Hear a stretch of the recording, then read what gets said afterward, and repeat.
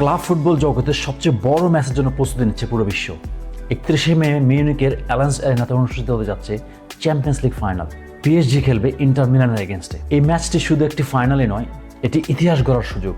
2004 সালের পর এই প্রথমবার চ্যাম্পিয়ন্স লিগ ফাইনালে ইংল্যান্ড, জার্মানি বা স্পেনের কোনো টিম খেলছেন না। পিএসজি যারা 2020 সালে বায়ার্ন মিউনিকের এগেনস্টে ফাইনাল হেরেছিল, তারা প্রথমবারের মতো শিরোপা জেতার স্বপ্ন দেখছেন। ইন্টার মিলান 2010 সালে শেষবারের মতো চ্যাম্পিয়ন্স লিগ ফাইনাল জিতে বায়ার্ন মিউনিকের এগেনস্টে।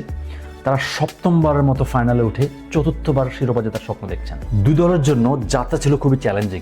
পিএসজি যেখানে নকআউট পর্বে লিভারপুল, অ্যাস্টন ভিলা এবং আর্সেনালকে পরাজিত করে ফাইনালে ওঠেন, অন্যদিকে ইন্টার মিলান সেমিফাইনালে বার্সেলোনাকে অতিরিক্ত সময় 7-6 গোলে হারিয়ে ফাইনালে ওঠেন। যদি খেলোয়াড়দের কথা বলি, ইন্টার মিলানের মার্টিনেজ এবং পিএসজি ডেম্বেলে এই দুজন হয়ে উঠতে পারেন ফাইনাল ম্যাচের গেম চেঞ্জার। আর ম্যাচ শুরুর আগে দর্শকদের জন্য থাকছে বিশাল একটি সারপ্রাইজ। স্টেডিয়াম কাঁপাতে ওপেনিং সেরিমনিতে পারফর্ম করবেন বিশ্ববিখ্যাত ব্যান্ড লিঙ্কিন পার্ক। ফাইনালটি বাংলাদেশ সময় রোববার রাত 1টায় শুরু হতে যাচ্ছে। এই ফাইনালে আপনি কাকে সমর্থন করছেন?